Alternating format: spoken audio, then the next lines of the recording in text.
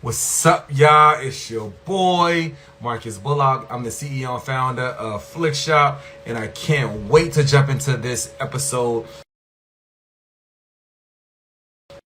I'm going to be interesting tonight. We're going to have a conversation specifically about the issues or the struggles of finding adequate housing after incarceration. I have an incredible special guest who focuses solely on this. I can't wait for him to be able to join. This is going to be dope. I can't wait for you guys to jump in. If you have any questions around finding housing after incarceration, I hope that you'll definitely join the conversation. If you have any issues around for your loved one or for a friend of yours that you know may be having issues with finding housing after incarceration, I definitely hope that you'll join in to the chat as well. Jump into the comments, leave your comments, leave your questions there. I'll be sure to take a look at them and see if we can get them asked to Paul, who's going to be joining us shortly. I can't wait to be able to jump in on this one. This is going to be an awesome conversation. I can't wait. So remember, this is going to be one of the last episodes of Marcus Ask for this season before we jump into the summer months. So if you haven't caught the last several episodes where we talked about post-incarceration syndrome, we talked about some of the issues around finding employment after incarceration. We talked about cannabis laws and how that impacts people's lives who either have had cannabis cases or issues around drugs while they were pre-arrest. We talk about all this kind of stuff. So I want to make sure that our community is involved in it. These conversations are for us, by us. So thank you guys so much for joining. Wendell says, keep up the great work. Yo, shout out to Wendell. Thank you so much. Really, really appreciate you. I promise you, I feel like the luckiest man in the world. I feel so blessed to be able to do this work. One, to be able to lead up Flick Shop and do awesome work there. Shout out to our entire team at Flick Shop.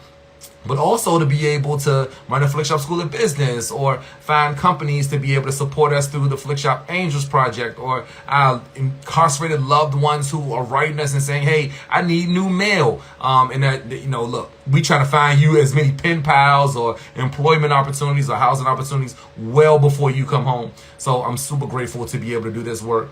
Janet Bach was sending all types of love emojis. I appreciate you so much. I can't wait to be able to see the recidivism numbers go from hovering around 70, anywhere between 75 and 80% for the people that's coming home from prison to like literally zero. I want people when they come home from prison to stay out, right? And if I'm being honest, I don't think that corrections was ever designed for that, right? It was never really designed for people to come out and stay out, right? That's why the rearrests keep happening. That's why probation and parole violations are the reigning reason as to why folks are going back into these cells, right? It's because people have all types of crazy violations and they send them right back. And I want to be able to be one of the ones to stop that. So if it's around finding employment, finding housing, opportunities that are really going to be able to lend towards success after incarceration, I'm all about it. All right. I'm so glad I learned about you through the talk with Matt De La Pena. I feel led to be part of the work. Oh my gosh, Jenny Johnston, thank you so much. Matt is dope. Shout out to Matt De La Pena. If you haven't seen that, if you haven't watched that episode of Marcus Says, I promise you, it's one of my favorites. Matt really jumped in as an author and talked about not only the work that he's doing with his children books, where he writes about experiences for young people that are experiencing incarceration, but he also talked about what led him to that work and why it's important for all of us to be able to learn how to share stories of this kind of trauma that affects our families' lives or our own lives. Now, I'm not one of the people that says you always got to talk about your experiences if you're dealing with incarceration. You can choose to do it on your own, right? But what I want to do is I want to create an opportunity for people with arrest records or convictions like me to be able to feel empowered, and so they can step up out of the shadows. You do not have to be relegated to the shadows. You are dope, and your incarceration, that moment of handcuffs, whatever, it doesn't define you. It does not define you. It's not you. It doesn't define you. It was a moment in your life that something happened. You had an experience, and now I want to be able to help you get through that journey.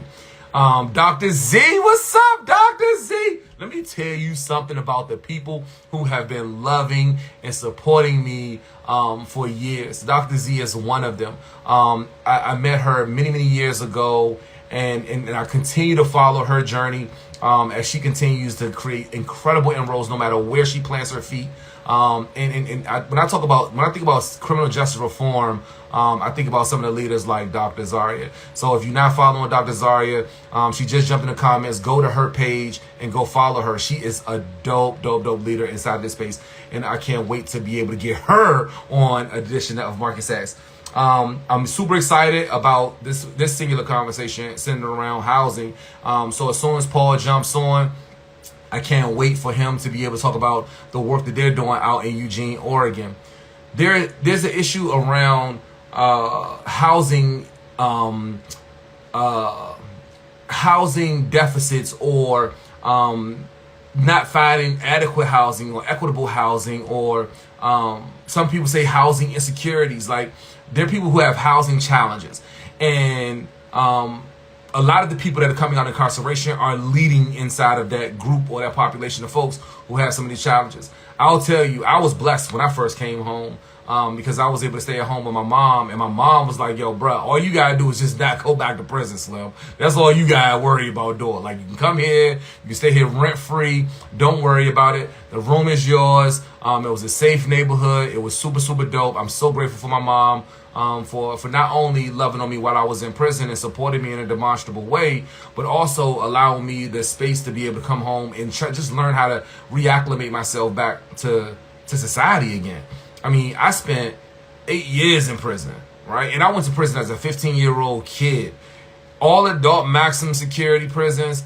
And when I think about what that should have meant for me, I feel so grateful that my story is not filled with a lot of the darker days that some people face as a result of not having someone like how my mom was with me and gave me a room that was like, yo, do you? I mean, she was like, yo, don't have to worry about paying bills. Don't have to worry about putting food in the refrigerator. I don't even want you to think about that, right? Like, I want you to focus on trying to find your own path after prison. And so I'm super grateful for my mom for that.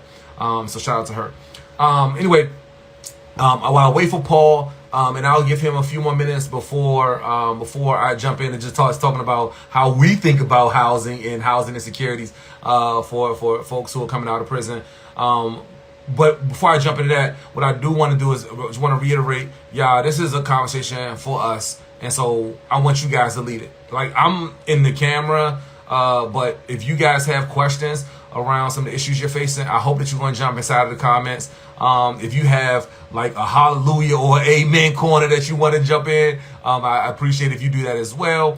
I really appreciate all of you guys for joining us.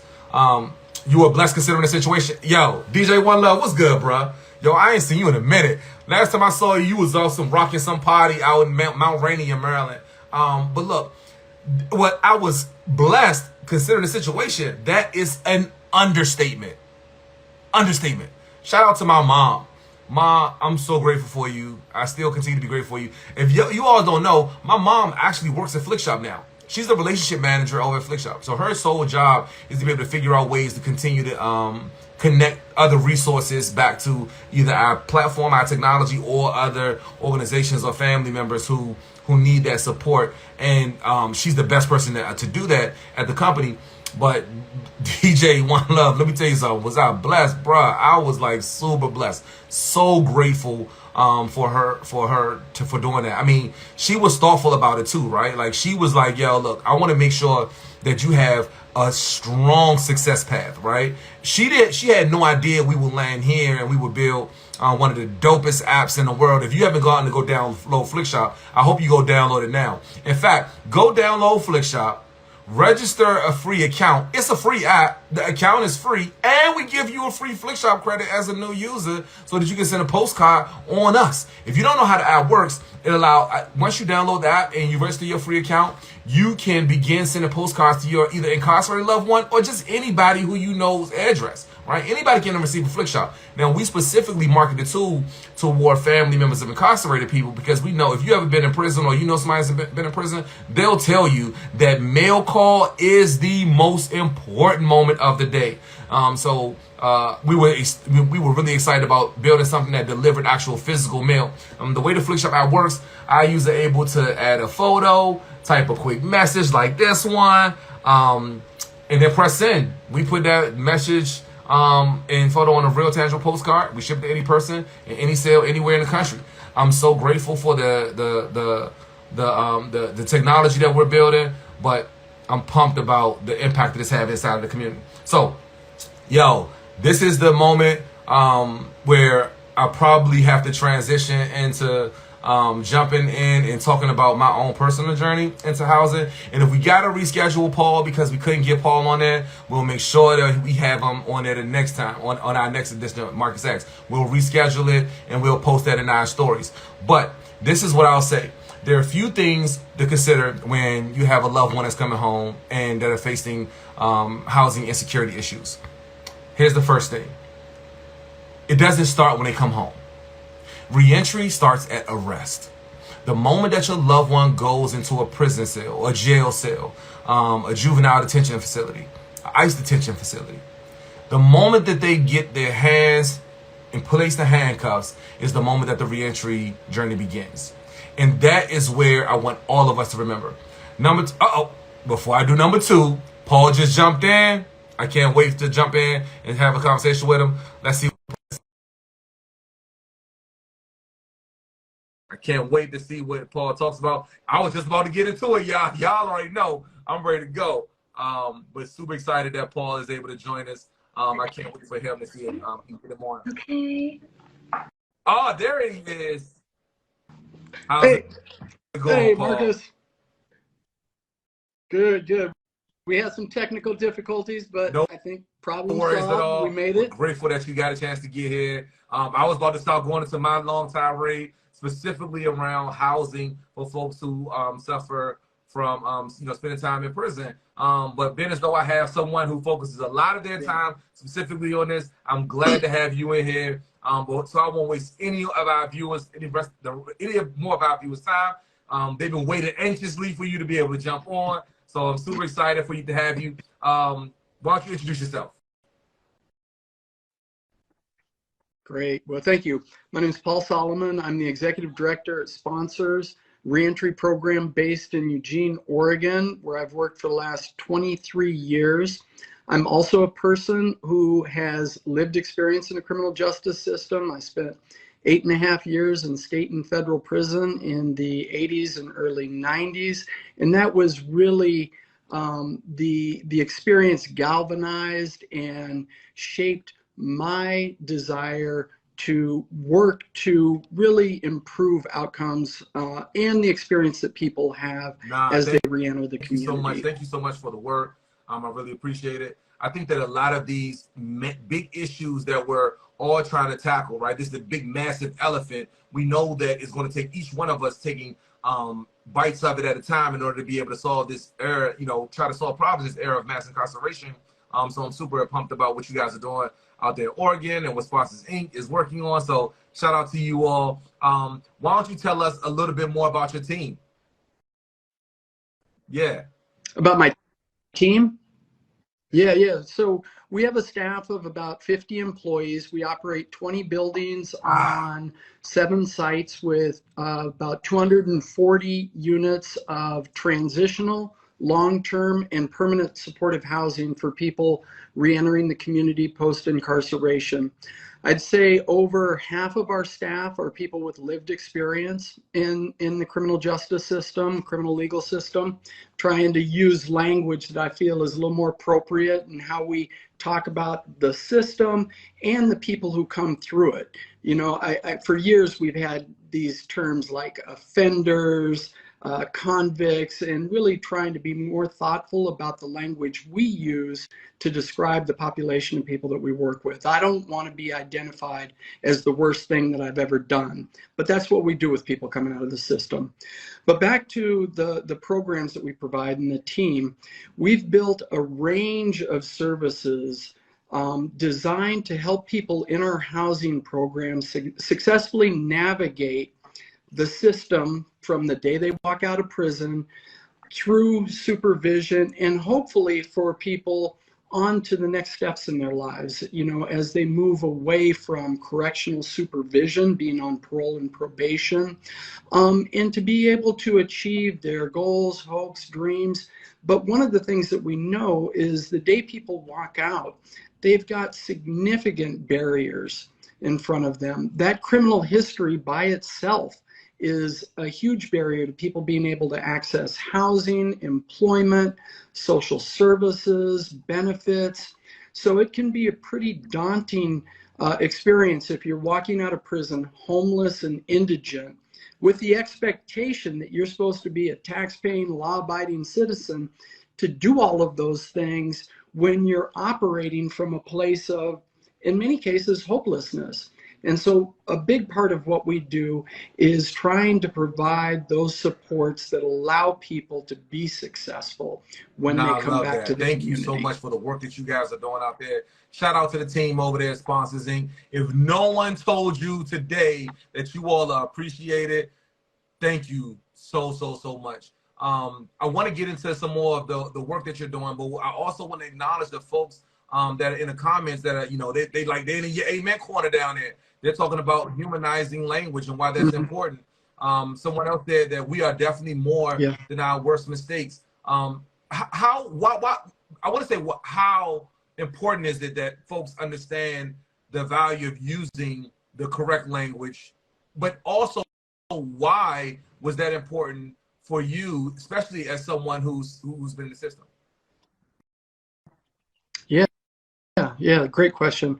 Well, I think for me, I know personally what it feels like to be defined by something that I did that I'm not proud of, that I'm ashamed of. But my life is so much more than something I did 5 or 10 or 20 years ago. In this case, 30 plus years ago.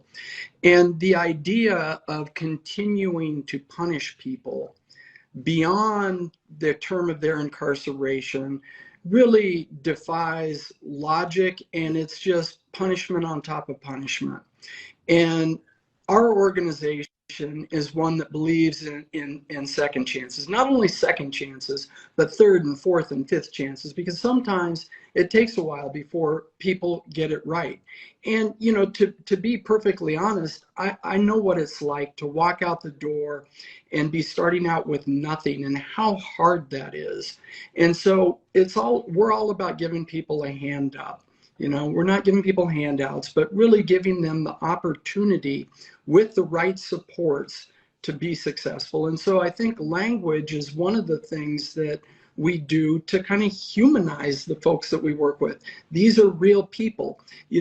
When we talk about convictions that people have, and we use terms like sex offender and murder, that's not how people want to be described. And so when I talk about different populations, I'll say a person with a sex offense conviction, a person with mental illness, thinking about using person first language, because it really does make a difference in our ability to Yeah, no, humanize the folks that we're that's good working with. stuff. I'm super excited about this conversation. This is going a lot deeper than what I intended, so I'm excited that you came and bring the heat, Paul.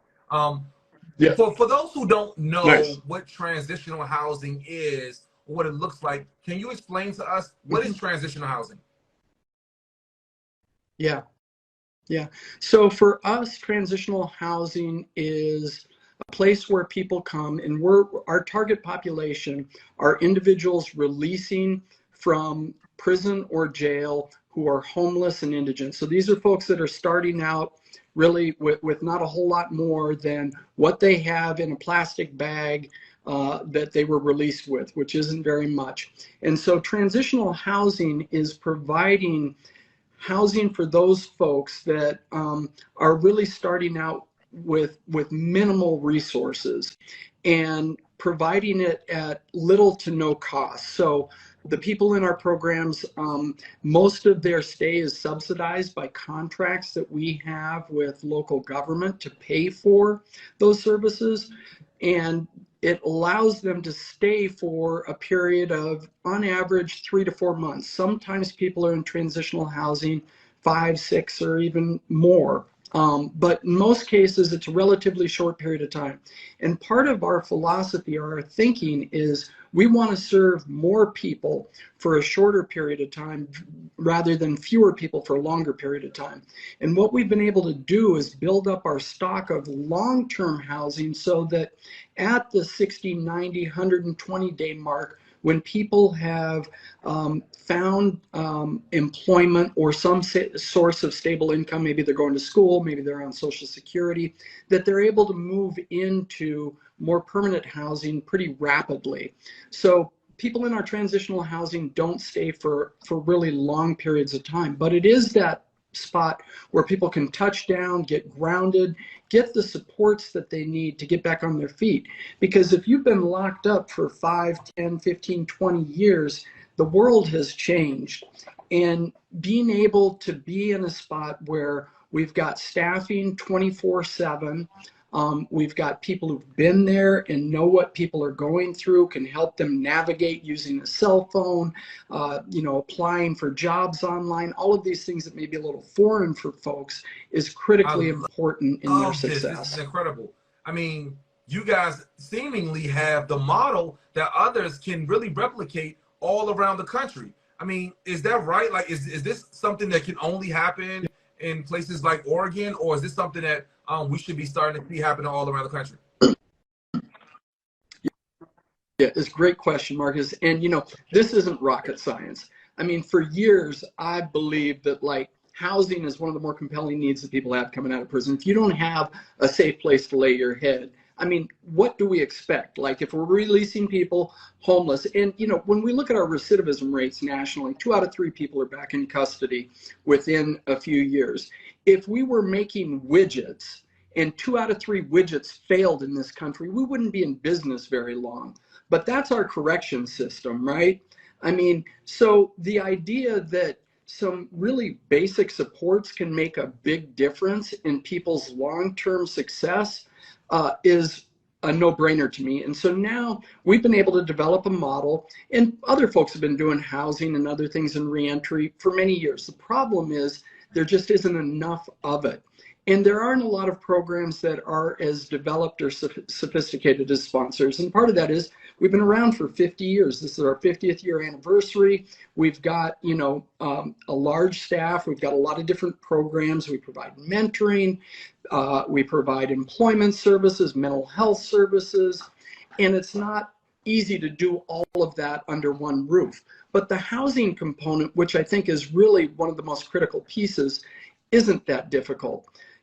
What we need in this country is a place for every person walking out of custody. No person should walk out of prison homeless. And we really do ourselves a disservice when we allow that to happen, because we wind up paying for it one way or another. And in most cases, when people recidivate, they reoffend, it comes out of our pockets as taxpayers to keep feeding this system. This broken, fundamentally flawed, dehumanizing system. So housing, and I'll share a little bit more about the model, we've not only been providing transitional housing, but we provide permanent supportive housing, which is long-term housing that people can stay for as long as they need with wraparound supports. We are finishing up a 5-year control trial that's being evaluated by third-party researchers from around the country and this was a grant that we got from HUD and the Department of Justice to test the intervention of permanent supportive housing. We're now 4.5 years into this project. We've served almost 200 people in permanent supportive housing, and the data shows that we're reducing recidivism by 80%. And 91% of the people, 80% reduction in recidivism. And 91% of the people that we've housed are still stably housed. And when you consider we're serving high-risk individuals, homeless and indigent, and here we are 4.5 years later, and almost all of them are still stably housed and haven't re-engaged in the system, that to me speaks to what I've known anecdotally for as long as I've been doing this, and that is housing is a no-brainer. It's common sense, and it is one of the things that we know empirically No, this is reduces incredible. You know, recidivism. I was at a panel discussion on yesterday that was hosted by an organization that focuses on STEM ops, and I was grateful to hear folks talk about the need for data and for research. But one of the Yeah, questions that one of the panelists had was how we're leveraging the data, how are we sharing the data? It seems like while living in this era of mass incarceration, and even now, new technologies that are available to whether it be in facilities or externally, we should be able to aggregate this data and have strong reporting that points toward the need for continued programs like the ones you guys are doing over at Sponsors Inc.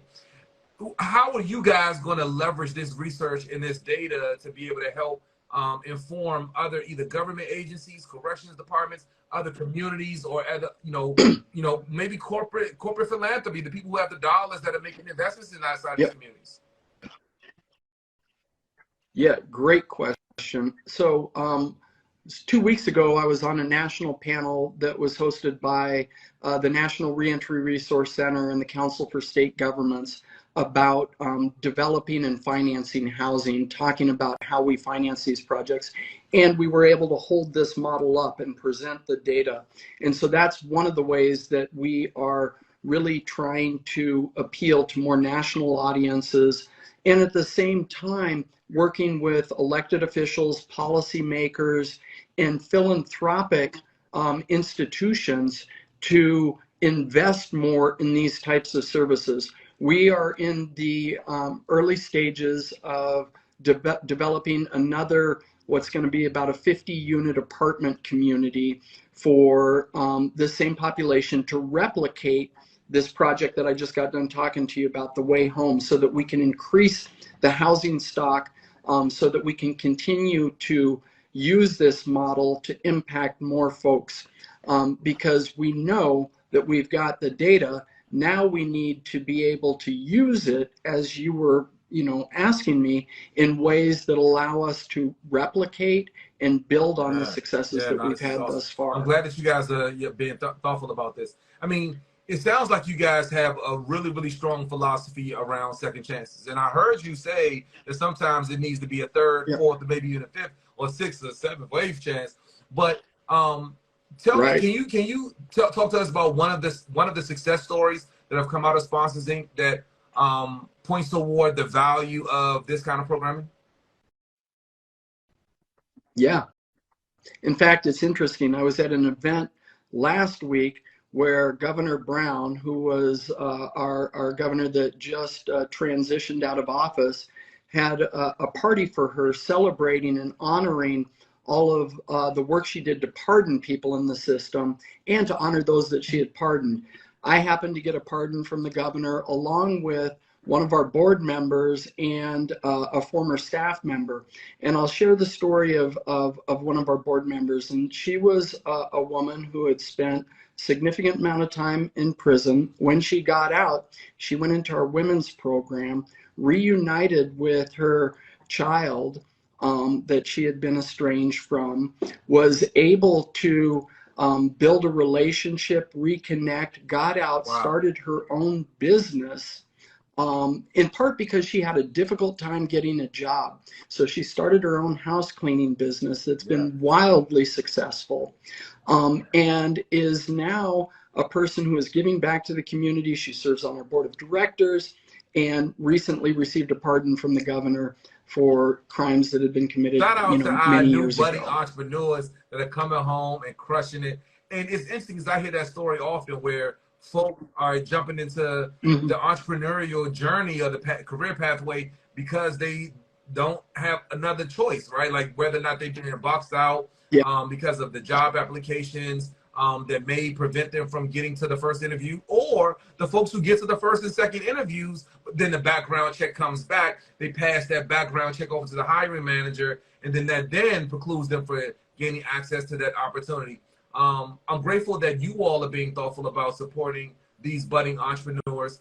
But how is it that you guys feel in your program around some of these collateral consequences that inevitably trail folks with a felony conviction on their record? Right. That's a Great question, and it's one of the things that I'm most passionate about. And in thinking about that, for me, it's been like, how do we give people credit for doing the right thing? You served your time, you paid your fines, your fees, you got off supervision. Why should you continue to be punished? And so one of the ways that we've been thinking about collateral consequences is using the tools that are prescribed in statute around expungement and pardons, right? So we know that governors have the ability to pardon, and we know that there are processes whereby people can get their record expunged. Problem is, those processes are often expensive, cumbersome, time-consuming. Very few people who are eligible to get their records expunged actually apply for it. So we have been, this is another part of sponsors, the work that we do is advocacy. So we spend a lot of time at the legislature advocating for reforms, whether that's sentencing reform or, funding for behavioral health, reentry services. But we've also been introducing legislation. So a couple of years ago, we got a grant from the Clean Slate Initiative. Oregon was identified as one of the states in the country that was ripe for expungement reform. We pushed a bill in 2020 that streamlined the expungement process, cut down filing fees or reduced the filing fees, cut down wait times, simplified the process. And now this session, we've come back with a bill that will automate expungement. So Marcus, if you were convicted of theft 1 and you got off supervision and the statute says after 5 years you're eligible to get your record expunged, it would automatically happen. So we're trying to automate the expungement process and just wipe people's records clean at the point that they become eligible.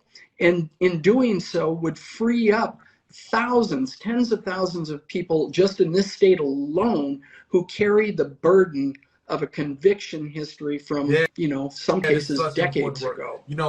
Shout out to the Clean Slate Initiative. Sheena Mead, who's the CEO and president of Clean Slate, is a good dear friend of mine. I'm super excited to see even the latest investment that they got through the Audacious Project.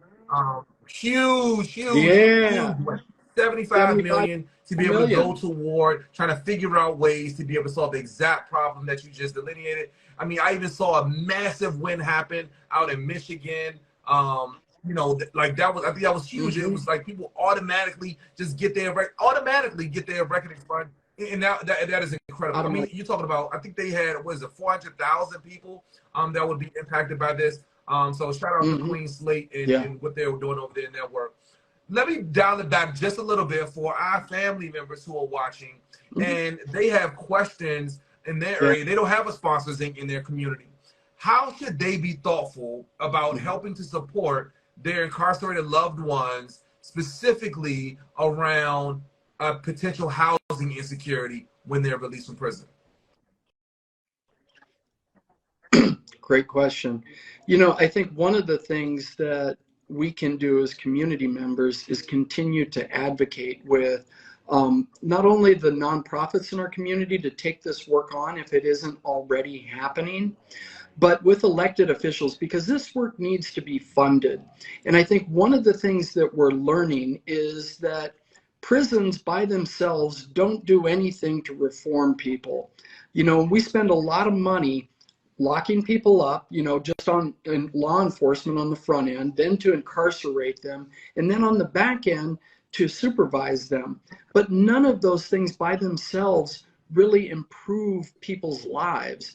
And so we're starting to learn through like some of the data that I presented that these types of services are more impactful. And you see justice reinvestment, which has taken hold in states around the country, the idea of reinvesting some of the savings in our prison system into programs that reduce recidivism. So at the local level, if we can be advocating with policymakers, whether it's city councils, county commissions, state commissions, to invest in housing supports and employment services and mentoring, peer mentoring, these are the things that there's a growing body of evidence to support that make much bigger impacts on people's lives than the traditional, cycle of incarceration. That's What I think I hear you say is like folks should get out there and figure out how to be able to be a part of the political and policy process that inevitably helps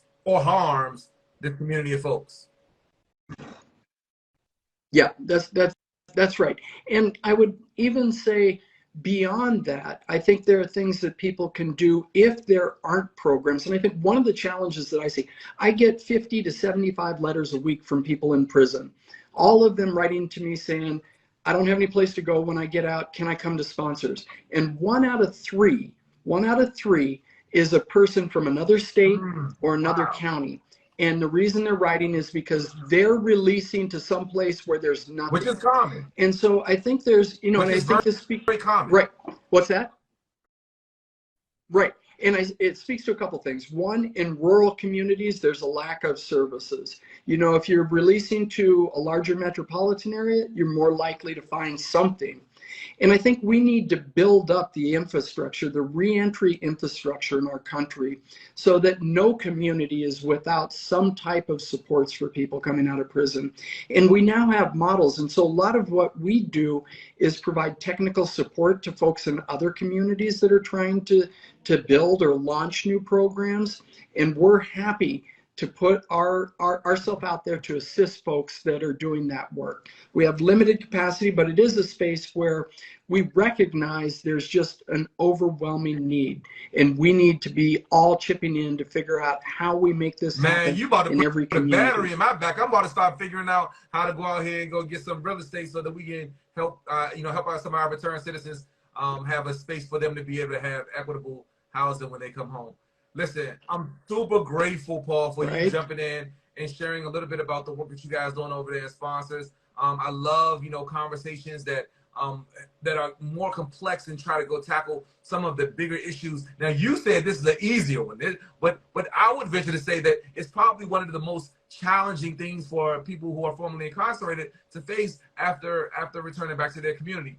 I want to shout out all of our viewers who jumped in and either jumped in the comments or have either sent us a DM or will now go follow Paul and their organization at Justice Reimagined, Instagram, so that you can learn more about the amazing work that they're doing over there. Some of the things you heard from Paul this evening was about the power behind their huge team that is growing and showing a commitment to the returning citizens coming back to Eugene, Oregon.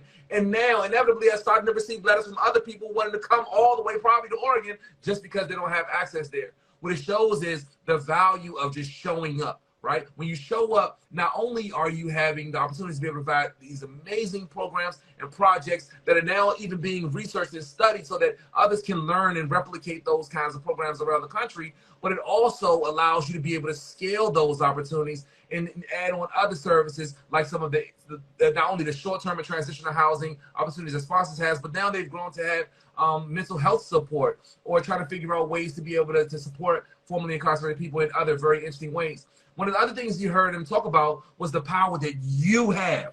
You have the power to be a part of the process. You can go look out for the same legislators who are being thoughtful about the work that they're contributing to out of Oregon in your own local community. You can participate in this. We're giving you permission tonight if you didn't already know that you had it. You can go out today and find out who is being thoughtful about this in your community and how can you join alongside them to be able to figure out what you can do to help support and bring this kind of program to your area. I mean, I know people, Paul is right, I know people who are doing these in metropolis areas, more urban areas, folks where there's tons of resources. Shout out to my friend Topeka Sam, who's doing something similar with the Ladies of Hope Ministries and trying to figure out how to build more transitional housing opportunities for women that are coming out of incarceration.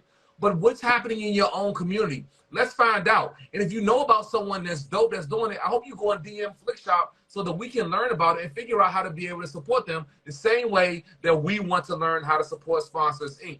Paul, we got to talk about this later, because if you guys are receiving letters from people who are incarcerated and wanting to figure out how to connect with you all, Flickshop wants to help you, support you, and making sure that you have a strong connection and going back and forth with them through our platform.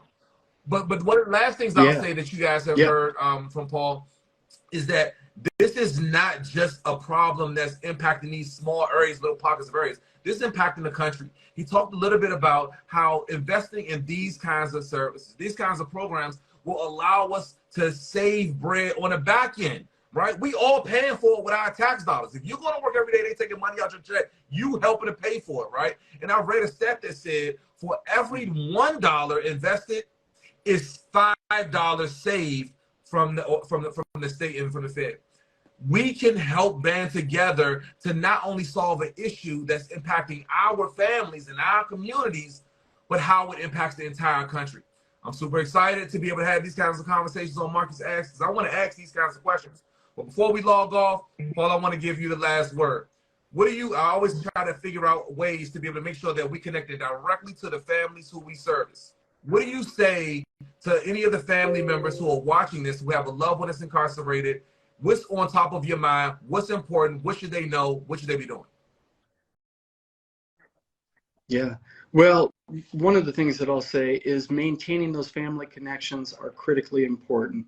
We know that that makes a big difference in people's success when they maintain that connection to people in the community. So I have a lot of love and sympathy for the challenges that family members face in maintaining that connection. You know, sometimes we build these prisons out in the middle of nowhere, make it really hard for families to be able to visit on a regular basis. But the other thing that I'll say is you are a critical component in people's success when they get out. And I know for me, when I landed, having family that I could count on just made all the difference in the world. So, you know, I know it's a rough road, staying with people throughout the term of their incarceration, but your doing it makes a big difference in people's lives. And I'll also say that you have a lot of power, and we talked about a couple of things around being able to help support programs and build them up in our communities, but you also have the power of the vote. And I think it's really important to remember that we need to be holding our elected officials accountable. And that means our district attorneys, our sheriffs, our legislators, our city council people.